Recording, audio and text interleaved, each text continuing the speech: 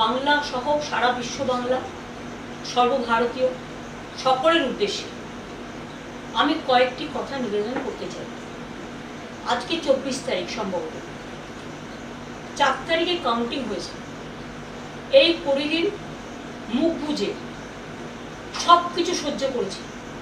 শুধু আমি নয়, বাংলার মানুষ, তৃণমূল কংগ্রেস কর্মীরা, যারা রাষ্ট্রীয় সন্ত্রাসের বলি হয়েছেন, 12 জন মানুষ মারা গেছেন, খুন হয়েছেন, আত্মহত্যা করতে বাধ্য হয়েছেন, সবাইকে জোর করে পদত্যাগপত্র লিখিয়ে নেওয়া হচ্ছে, ইলেকটেড বডিগুলোকে কাজ করতে দেওয়া হচ্ছে না। কলকাতা কর্পোরেশনের মতো বড় কর্পোরেশন, যাদের জল, রাস্তা সহ বিভিন্ন ডেভেলপমেন্টের কাজ, প্রত্যেকটা মিউনিসিপ্যালিটিতে ইলেকটেড বডিকে অস্বীকার করে টোটাল প্রশাসনিক রাষ্ট্রীয় সন্ত্রাস চলছে। আমিও একদিন প্রশাসন চালিয়ে এসেছি। আমি জানি প্রশাসনের কি কাজ, দলের কি কাজ, আর উন্নয়নমূলক বোর্ডগুলোর কি কাজ। আমাদের সময়েও প্রায় 30% পঞ্চায়েত অপোজিশনের ছিল, এবারেও জিতেছে তারা। কই তাদের পঞ্চায়েত অফিসে তো আমরা কখনো তালা দিইনি, তাদের জেলা পরিষদ অফিসে তো তালা দিইনি, তাদের পার্টি অফিসে তো তালা দিইনি। সেন্ট্রাল গভর্নমেন্ট শুধু ক্ষমতায় ছিল বলে তারা যে পুলিশ প্রোটেকশন পেয়েছে, আমাদের সহকর্মীরা কখনো পায়নি। শুধু সেন্ট্রাল গভর্নমেন্ট পাওয়ারে ছিল বলে 5 বছর আমাদের সব ডেভেলপমেন্টের টাকা আটকে রাখা হয়েছিল। আজকে এগুলো জলের মতো পরিষ্কার। আমি সব ডিটেলসে না গিয়ে আজকে আপনাদের কাছে একটুকুই আমি বলতে চাই, একটা নির্বাচন হয়ে গেল, আমরা কি দেখলাম? এটা কি সত্যিই নির্বাচন হয়েছে, না নির্বাচনের নামে প্রহসন হয়েছে?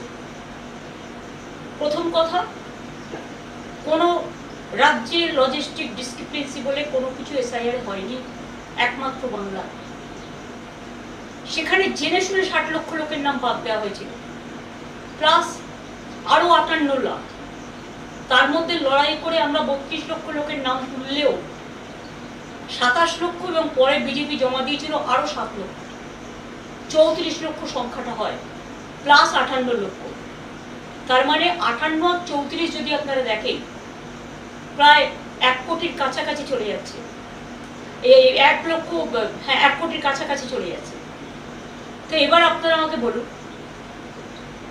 এত কাউন্টিং রিগিং করা, ইভিএম মেশিন রিগিং করা, আমাদের কাছে স্পেসিফিক খবর আছে সেন্ট্রাল ইলেকশন কমিশনের অফিস থেকে ডেটা হ্যাকিং করা, বিভিন্ন সূত্র মারফত, বিভিন্ন মানুষ মারফত, বিভিন্ন অর্গানাইজেশন মারফত খবরগুলো কানে আসছে একটা একটা করে।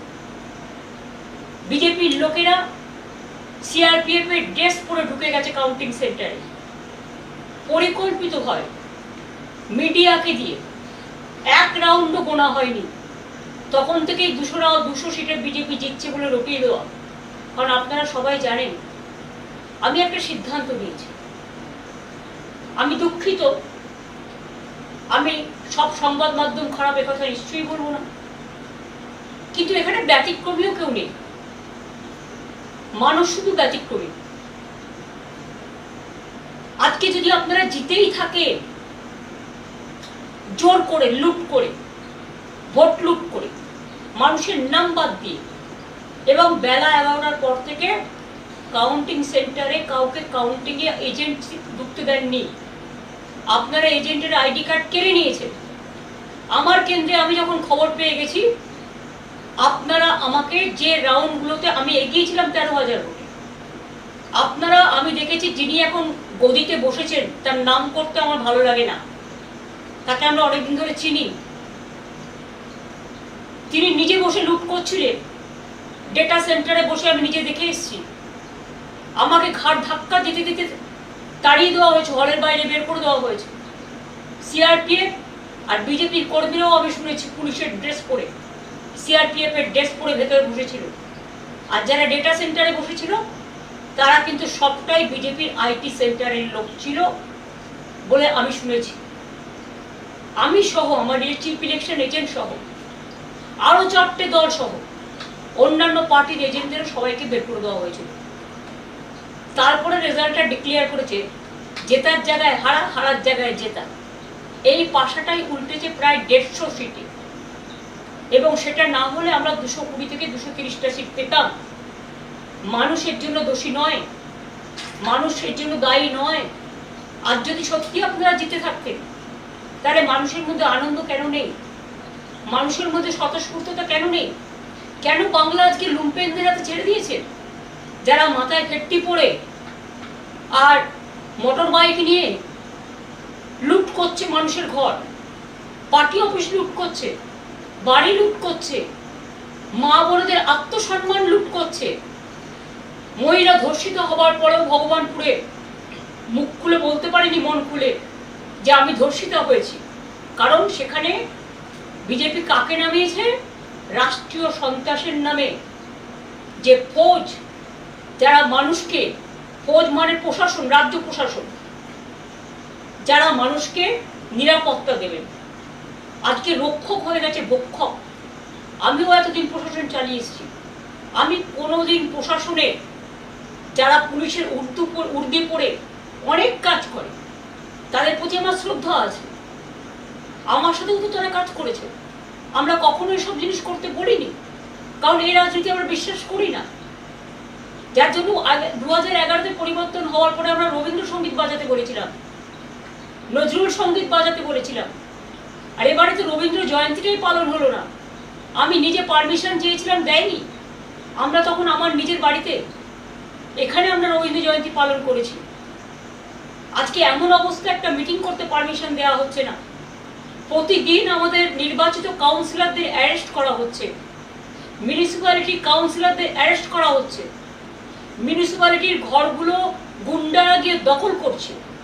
2500-এর বেশি পার্টি অফিস আমাদের লুম্পেনরা দখল করে নিয়েছে পুলিশকে সামনে রেখে।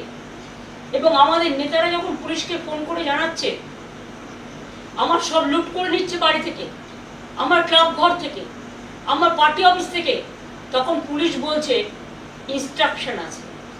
মানে যিনি এখন লুট করে, ভোট লুট করে রাজ শাসনে বসেছেন, তার তো চেয়ারে বসারই কথা নয়। তিনি কি করে বুঝবেন মানুষের দুঃখ দরদ? তৃণমূল কংগ্রেস দেখলে কয়েকটা লুম্পেন চোর চোর বলে বলে বেড়াচ্ছে। কারা এরা? এরা বাংলার লোক নয়, বহিরাগত। তারা বাংলার সংস্কৃতি জানে না, তাই ক্ষমতায় এসেই বুলডোজার চালিয়ে মানুষের বাড়ি ভেঙে দিচ্ছে, হকারদের জীবন জীবিকা কেড়ে নিচ্ছে। গরিব অসহায় মানুষ আজকে না খেতে পেয়ে রাস্তায় ভিক্ষে করে বেড়াচ্ছে। এমনকি কর্পোরেশনের নামে মেয়র জানে না, মিউনিসিপ্যালিটির চেয়ারম্যান জানে না, অফিসাররা ইনস্ট্রাকশন দিচ্ছে, তাকে ডিফেন্ড করার সুযোগ দিচ্ছেন না। যদি কেউ বেআইনি হয় তাকে জানানো উচিত যে আপনি হিয়ারিং এ আসুন, কোনটা ডিভিয়েশন হয়েছে আমাদের জানান। হিয়ারিং এ এসে যদি আপনি দেখেন ছোটখাটো ডিভিয়েশন, তাহলে সেখানে অ্যামেন্ডমেন্ট করা আছে, পেনাল্টি করতে পারে। কিন্তু সেটা না করে আপনারা কি করছেন? গায়ের জোরে মানুষ কত কষ্ট করে একটা ঘর তৈরি করে, একটা আশ্রয় তৈরি করে, সব ধর্মের ক্ষেত্রেই করছে, শুধু তিনজলা তপসিয়া নয়। হাওড়ার শিয়ালদা থেকে শুরু করে, বিধাননগর বনগাঁ থেকে শুরু করে, বর্ধমান আসানসোল থেকে শুরু করে, দুর্গাপুর কলকাতা থেকে শুরু করে, সব ভাবছেন ভেঙে উড়িয়ে দেবেন। এমনকি আমার খুব খারাপ লেগেছে যে একজন আর্টিস্টকে দিয়ে আমি করিয়েছিলাম, লোগোটা আমি এঁকেছিলাম। আপনাদের আমার উপর রাগ থাকতেই পারে, যেটা দেখে আমাদের ছোট ছোট ভাই বোনেরা, স্পোর্টস লাভাররা গিয়ে সেলফি তুলত, এবং ফিফা যে আন্ডার-17 খেলা করেছিল সল্টলেক স্টেডিয়ামে, তারা সেটাকে অ্যাপ্রিসিয়েট করে গিয়েছিল। সেটাকে ভেঙে উড়িয়ে দিয়েছেন নিজেদের নামে স্ট্যাচু করবেন বলে। নিজেদের নামে সারা কলকাতা স্ট্যাচু করে বেড়ায়। আজকে আপনারা করবেন, কাল ক্ষমতায় থাকবেন না, কালকে অন্য যারা আসবে একই পথ তারা অনুসরণ করবে। ওই আমরা তো এটা করিনি। আমরা তো লেনিনের মূর্তিতে হাত দিই, আমরা তো স্ট্যালিনের মূর্তিতে হাত দিই, আমরা তো চার্চিলের মূর্তিতে হাত দিই, আমরা তো শ্যামাপ্রসাদ মুখার্জির মূর্তিতে হাত দিইনি। যদিও আমরা জানি যে তারা বিভিন্ন বিরোধী দল বিলংস করে, তা সত্ত্বেও তার কারণ এটা যার যার নিজস্ব আদর্শ, নীতি বা রুচির উপর নির্ভর করে। তো আজকে আপনারা যে রাষ্ট্রীয় সন্ত্রাস করছেন, যদি চেয়ার বলে আমি ২৫০০ লোককে জেলে পুরব, আর তৃণমূল কংগ্রেস কর্মীদের জন্য আলাদা জেল তৈরি হয়েছে, আমি তো মনে করি তার প্রথমে জেলে যাওয়া উচিত। সারদা থেকে নারদা কোথায় নেই তিনি? আজকে যারা অর্ডার দিচ্ছে তারাই তো আউট অফ অর্ডার। লাইনটাকে বেলাইন করে দিয়ে কোনো আইনের তোয়াক্কা না মেনে, মানুষকে আত্মরক্ষার সুযোগ না দিয়ে বিরোধী দলকে আপনি সমূলে উৎক্ষেপণ করবে, উৎক্ষেপ করবে, উচ্ছেদ করবে। উচ্ছেদ করাটাই আপনাদের লক্ষ্য। আপনারা গড়তে পারেন না, আমরা গড়ে এসছি, আপনারা ভাঙছেন। এমনকি বিশ্ব বাংলার মতো ব্র্যান্ডকেও পর্যন্ত অনেক দোকান আপনাদের লুম্পেনরা ভেঙেছে। কাল বিধাননগর থেকে আমি শুনেছি সুফল বাংলা গরিব মানুষ সহজে অল্প সস্তায় খাবার পেত, সেটাকেও তুলে নেওয়া হয়েছে। অনেক কিছু বন্ধ করে দিয়েছে। মে মাসে তো কেউ লক্ষ্মীর ভান্ডার পায়নি। মে জুন মিলিয়ে ২ মাস ৩ মাস দেবে, তারপর অন্ধকার অন্ধকারেই থেকে যাবে। মনে রাখবেন, বাজেটে বলা হয়েছিল ১ এপ্রিল থেকে সরকারি কর্মচারীরা ডিএ পাবে। তো আজকে তো মে মাস হয়ে গেল। আপনারা বললেন 7th পে কমিশন আপনারা করলেন, এটা আমরা বাজেটে অ্যানাউন্স করে দিয়ে এসেছি। এর জন্য ক্যাবিনেট হয়েছে। মনে রাখবেন, বাজেট হওয়ার আগে একটা স্পেশাল ক্যাবিনেট হয় এবং ক্যাবিনেটে এগুলো ধার্য হয়েছে। একটা কথা আছে না, old wine in a new bottle, পুরনো বোতলে নতুন মদ। যদিও কথাটা শুনতে ভালো লাগে না, তো আপনারা কি করছেন? আমাদেরই পড়ে যাওয়া জিনিসগুলো অপব্যাখ্যা করছেন, নানা রকম নাম দিচ্ছেন। রেশন পাবে না, বিয়ের ভাতা পাবে না, মিড ডে মিল পাবে না, কেউ ঘর থেকে বেরোবে না। 3 বার পেট্রোল ডিজেলের দাম বাড়ালেন পরপর। এটা আপনাদের অবশ্য প্রতিবারই আপনারা করেন। তো মানুষ বাইক চালাবে না, মানুষ স্কুটার চালাবে না, মানুষ গাড়ি চালাবে না, মানুষ বাসে উঠবে না। তো চ্যারিটি বিগিনস অ্যাট হোম। মাননীয় প্রধানমন্ত্রী, স্বনিবেদন করে আপনাকে বলছি, বাংলাটাকে জোর করে লুট করলেন তো, তা আপনি কি একটা উত্তর দেবেন? বা আপনার পার্টি, যে আপনি যে বিদেশে ঘুরে বেড়াচ্ছেন, কত জ্বালানি খরচ হচ্ছে, এবং সেখানে গিয়ে মানুষ কাঁদছে, দেশের অর্থনীতি ঝুঁকছে, আর আপনি চকলেট দিচ্ছেন। চকলেটটা ইটালিকে না দিয়ে, ইটালির প্রধানকে না দিয়ে বাচ্চাদের দিতে পারতেন। বাচ্চারা চকলেট খায়। হ্যাঁ, অবশ্যই এসব জিনিস তো আপনি ভালোবাসেনি, আমরা সবটাই জানি, কিন্তু আমরা কোনোদিনও পার্সোনাল ব্যাপারে যাইনি, তাই পার্সোনাল ব্যাপারে অ্যাটাক করিনি। এটা কোনো রাজনৈতিক সৌজন্যতা নয়, কারণ আপনাদের দল কাপুরুষতার দল, আর আমাদের দল বাংলার সংস্কৃতি মেনে সম্প্রীতির দল। আজকে আপনারা কখনো মাইনরিটিসদের সব ফান্ড বন্ধ করে দিয়েছেন, যেমন ইমাম ভাতা বন্ধ করেছেন, পুরোহিত ভাতা বন্ধ করেছেন। তারা ভাতাটা ধর্মের জন্য পেত না, বুঝে রাখুন।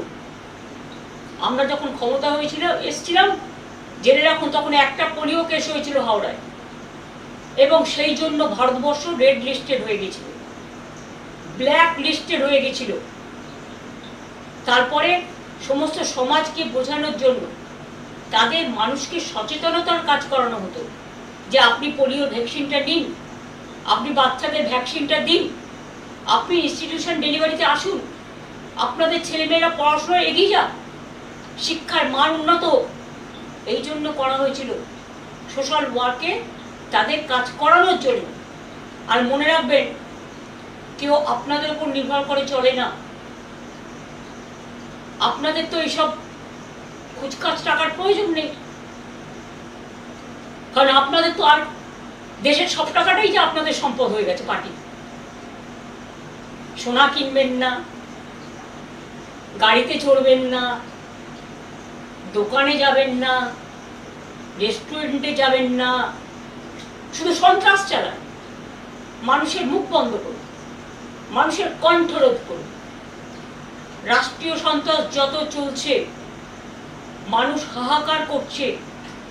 কেন সন্ধ্যেবেলায় এখন লোক ভয় বেরোয় না? আগে তো কলকাতায় রাত 2টা পর্যন্ত মেয়েরা নির্দ্বিধায় নিঃসংকোচে সাংস্কৃতিক কর্মসূচি করত, ক্লাবে যেত, রেস্টুরেন্টে যেত, জন্মদিন পালন করত, উৎসব পালন করত। আজকে সব উৎসবের মধ্যে সীমারেখা টেনে দিচ্ছে, ভাগাভাগি করে দিচ্ছে। ঠিক আছে, মুসলিমদের আপনারা পছন্দ করেন না জানি আমি, তাই তারা তাদের উৎসব পালন করতে পারবে না। আজান আপনারা চান না, ঠিক আছে, আপনারা একটা কাজ করতে পারেন, ডেসিবেল সাউন্ডটা লিমিট করে দিন, যে 65 ডেসিবেলের বেশি আজানেও হবে না, ভিআইপি গাড়িতেও হবে না, এলআইপি গাড়িতেও হবে না, ডিজেতেও হবে না। সবার জন্য একই রুল। আইনকে বেআইন করবেন। Law cannot be discriminated between one to another. মনে রাখবেন, আর্টিকেল 14 যেমন আছে সংবিধানে, আমাদের কোডে, আমাদের লয়ে আর্টিকেল 19 আছে, আর্টিকেল 21 আছে। একবার পড়ে দেখেছেন আইনগুলো কি বলে? আপনার কারো অধিকার কারবার অধিকার আপনার কেউ দেয়নি। দেশ চলে গণতন্ত্র মেনে, সংবিধান মেনে। দেশটাকে এইভাবে দুর্লভলুণ্ঠিত করে, ভুলণ্ঠিত করে, অত্যাচারিত করে, কুৎসিত চেহারা, কদর্য চেহারায় নিজেদের মনগুলোকে এক একটা স্তূপাকার জঞ্জালে পরিণত করেছেন। এখন তো জঞ্জাল থেকেও ভালো জিনিস তৈরি হয়। মনের জঞ্জালটা একবার পরিষ্কার করবেন। তৃণমূল কংগ্রেস কর্মীদের 2,500 অফিস ভেঙেছেন, কাউন্সিলরদেরও অ্যারেস্ট করেছেন। যে সুদীপ পোলে বেহালার বরিশা ক্লাব তার সাথে যুক্ত, এবং পহেলগাঁওতে যখন মারা যায়, শহীদ হয়, বীর শহীদ, তখন ওই পহেলগাঁওয়ে যে বাবা মা, বৃদ্ধ বাবা মা, তার দেখাশোনা করে কিন্তু সুদীপ পোলে। তাকে আপনারা কালকে রাত্রিরে হঠাৎ করে অ্যারেস্ট করেন, কি না তো এক্সটর্শন কেস। দুজনকে বসিয়েছেন এখানে। তারা কারা? আমি নাম করতে চাই না, আমার লজ্জা লাগে নাম বলতে। তারা নির্বাচন পরিচালনার দায়িত্বে ছিলেন। একজন বাংলার সিইও আর একজন ডেপুটি সিইও হয়েছিলেন। এলাকায় গিয়ে গিয়ে ত্রাস সঞ্চার করেছেন। ইলেকশনের আগে থেকে কাউন্টি পোলিং এজেন্টদের অ্যারেস্ট করেছেন, ডিএমদের চমকেছেন, এসপিদের চমকেছেন, যা ইচ্ছে তাই করেছেন। বাংলা থেকে 500 অফিসারকে বাইরে পাঠিয়ে দিয়েছেন। আজকে সেই অত্যাচারিত দুজন শাসক, এই শাসক দলের একজন চিফ সেক্রেটারি হয়েছে আর একজন চিফ অ্যাডভাইজার হয়েছে, এবং তারা বলছে ওপেনলি, এগুলো আমার সংবাদ মাধ্যমের কাছে শোনা বা যাদের অ্যারেস্ট করছে তাদের কাছে শোনা কথা কখনো কখনো বেরিয়ে আসে। গ্যাজা কেস দিন, আর্মস কেস দিন, এক্সটর্শন কেস দিন, এভিডেন্স কোথায়? আজকে 10 বছর বাদে আপনার মনে হলো 2021-এর কেসে এখন অ্যারেস্ট করতে হবে? 21-এর কেসে যারা গুলিতে মারা গিয়েছিল তারা বিচার পেয়েছে? আপনার মনে হলো যে আপনার এনআইএ এসে কিছু লোকের নামে কেস করেছিল, কারণ সেন্ট্রাল গভর্নমেন্ট আমাদের আপনাদের হাতে? একটা পটকা ফাটলে national commission on women, BJP রাজনৈতিক commission, human rights commission, NIA, CBI, ED, children commission, tribal commission, schedule caste commission, minority commission, রোজ কমিশনের যাতায়াত ছিল বাংলায়। আর আজ কোথায় সে commission? All commissions are missing. Where is their identity? Where they are hiding? Why they are hiding? When Bengal, the atrocious is going on just like sky high. All the torture has become now atrocious, terrible. You have captured the vote. You have looted the vote. आपने vote लूट किया है। इसका बाद आपका शर्म नहीं लगता है कि आप हमारा 2-2,500 पार्टी वर्कर को आपने अरेस्ट किया? आपने हमारा 2-2,500 पार्टी ऑफिस को लूट किया? आपने हॉकर लोगों को जीवन जिंदगी खत्म कर दिया? आपने कितना लोगों को घर तोड़ दिया? आपने बुलडोजर लेकर वर्कर को अलाउ किया रास्ते में काम करने के लिए? और एक जगह सेंट्रल फोर्स अभी बीजेपी पावर में है इसी के लिए, और साथ में स्टेट पुलिस फोर्स जो अपने चुन के ले आया बीजेपी से। साथ में बीजेपी का जो लोग है वो भी पुलिस का ड्रेस करके निकालता है। मेरे को पहले पता नहीं था, चुनाव का टाइम में भी ऐसा ही किया। आपने काउंटिंग एजेंट को घुसने नहीं दिया, हम लोगों को घुसने नहीं दिया। जब पहले फर्स्ट राउंड भी काउंटिंग नहीं खत्म हुआ तो आपने मीडिया, गोदी मीडिया को प्लान करके बताया कि 200 सीट के ऊपर बीजेपी जीत रहा है, और 39 ट्रेन में अब बाहर का आदमी को भेज दिया कि काउंटिंग लूट करने के लिए। और काउंटिंग में हमारा event in my personal constituency कैसे जीता आपने, वो तो हम कोर्ट केस में करेंगे। आपका अगर गट्स है तो फोरेंसिक रिपोर्ट करिए। ईवीएम मशीन हम लोग चाहते हैं पूरा हमको मिलना चाहिए। ईवीएम मशीन का रिपोर्ट, पूरा वोट 92%, 93% होने के बाद बैटर डिस्चार्ज कैसे 92% होता है? Mister Dhiren Kumar, may I ask you the question?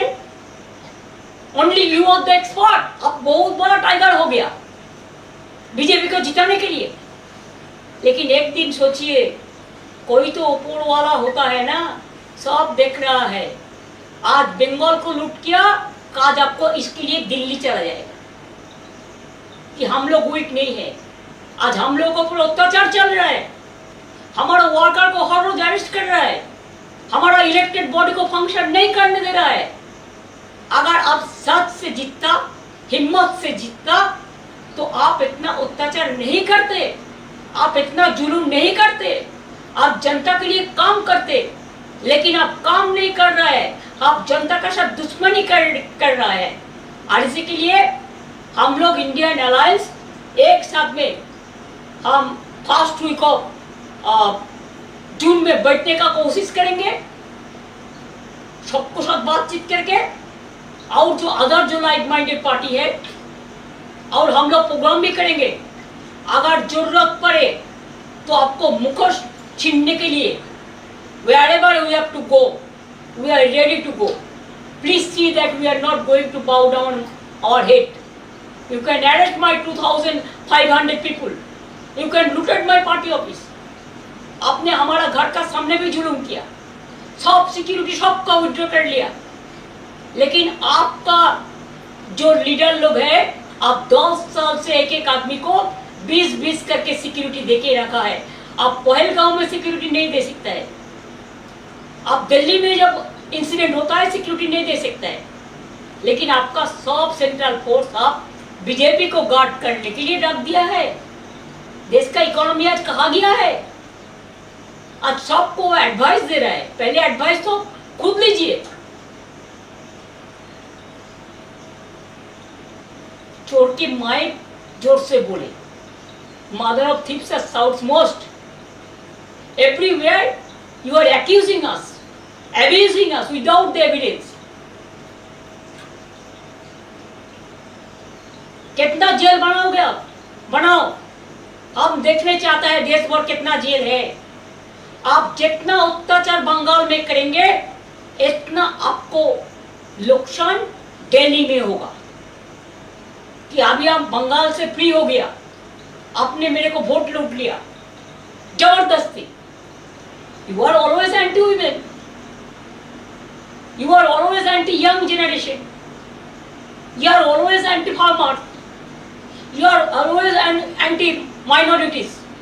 Minorities means not only Muslims, Christians, Sikh, Buddhist, Hindi, Parsi, all. Do you think it is proper? Please remember, जितना आदमी को आप पुलिस देके संतरास करो, इतना नेता आपको रहना, आप ऐसे नेता बनाया जो नेता का काम ही है अत्याचार करना, भ्रष्टाचार करना। तो इसी के लिए हम लोग तैयार है। आपको जिम्मेदारी है देश संभालना, शांति रक्षा करना। अगर ये आप नहीं कर सकते हैं तो जनता तो रास्ता में उतरेगा ही। आप परमिशन नहीं देंगे, रास्ते में बैठने के लिए कोई परमिशन चाहिए? अब मीटिंग करने के लिए परमिशन नहीं देता है, रविंद्र जयंती पालन करने के लिए परमिशन नहीं देता है। सेंट्रल हॉल में जो दिन रविंद्र जयंती था आपका कोई नहीं गया पार्टी से, खाली हमारा पार्टी से सागरिका घोष गया था, सब मेरे को पता है। तो इसी के लिए please remember we will bounce back and you can get the defeating reply, please be ready for that. आप তৈরি রইয়ে। আর বাংলার মানুষকে আমি হাত জোর করে বলবো প্লিজ ভয় পাবেন। কিছু মানুষ আসে তাদের রং বদলায় বহুরূপীর মতো, যারা বেনো জলে ভেসে আসে তাদের বেনো জলে ভেসে যেতে দিন, এতে তৃণমূল কংগ্রেসের কিচ্ছু যায় আসে না। এরা গেলে বরঞ্চ দলের ভালো হবে। এদের টার্গেট করে বিজেপি ঢুকিয়েছিল, টার্গেট করে আবার তারা আসল জায়গায় ফিরে গেছে। এবার বিজেপি বুঝে নিন, লুম্পেনদের দিয়ে রাজ্য চালাবেন, রাষ্ট্র চালাবেন, না মানুষ যারা মানুষকে বোঝে মানবিকতা দিয়ে রাষ্ট্র চালাবেন।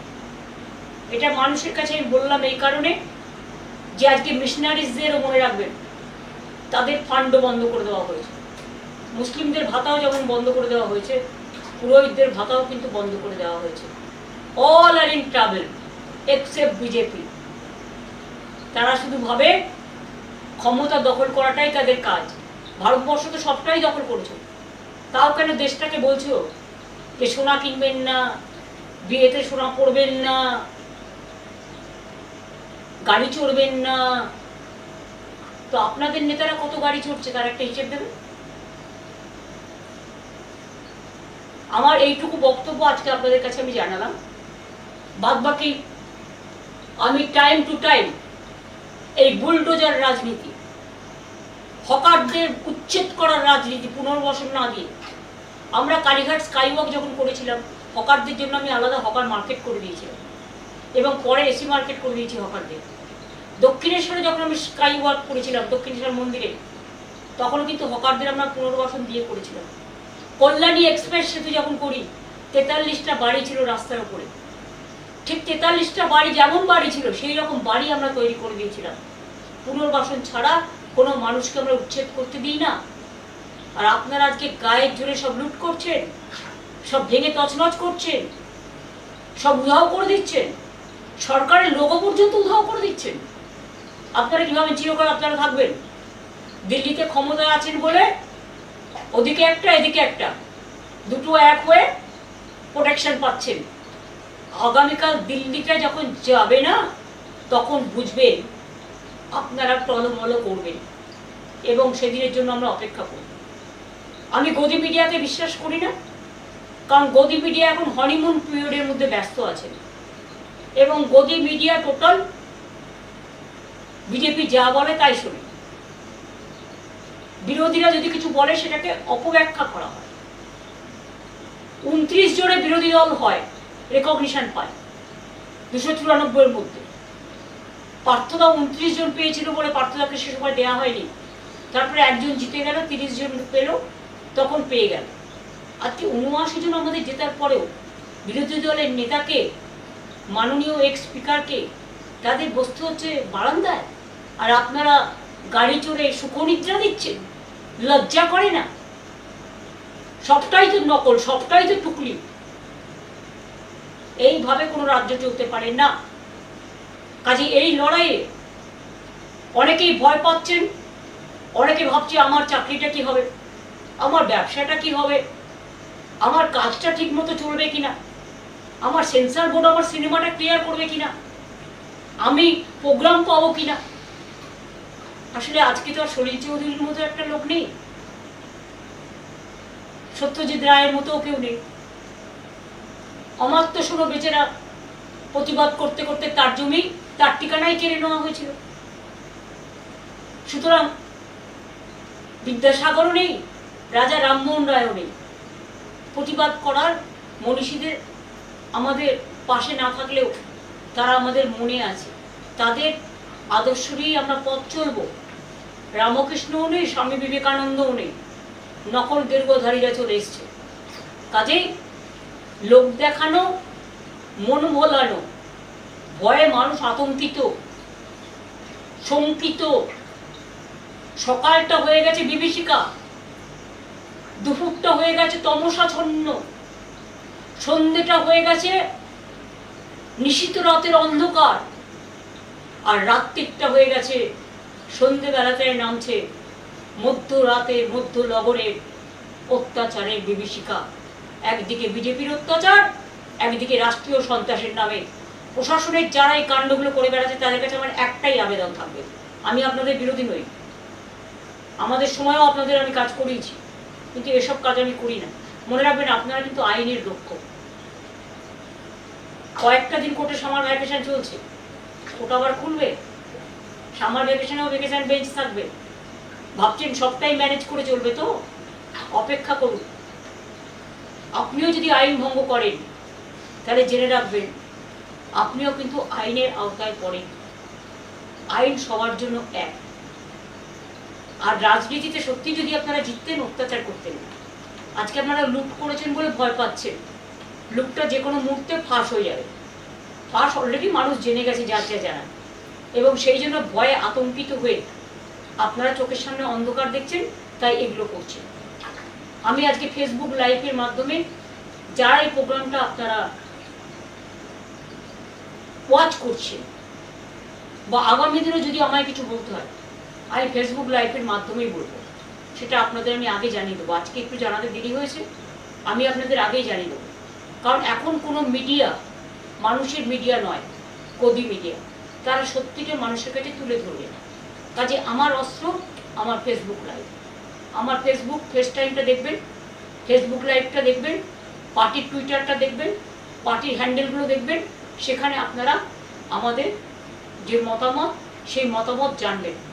আর মানুষের জন্য এই রাষ্ট্রীয় সন্ত্রাসের বিরুদ্ধে আইনের লড়াইয়ে আমি নিজেও কাঁধে কাঁধ মিলিয়ে লড়াই করব। আমি দেখব ভারতবর্ষের সংবিধান বড় না বন্দুকের নল বড়। আমি এটুকু বলে আজকে আপনাদের সকলকে ধন্যবাদ এবং নমস্কার জানিয়ে আজকের মতো শেষ করছি। কিন্তু আমি আবার আসবো, আর যখন আসবো আমি আগে থেকে আপনাদের জানিয়ে দেবো। আমি কিন্তু এখন কোনো মিডিয়ায় যাচ্ছি না। নমস্কার।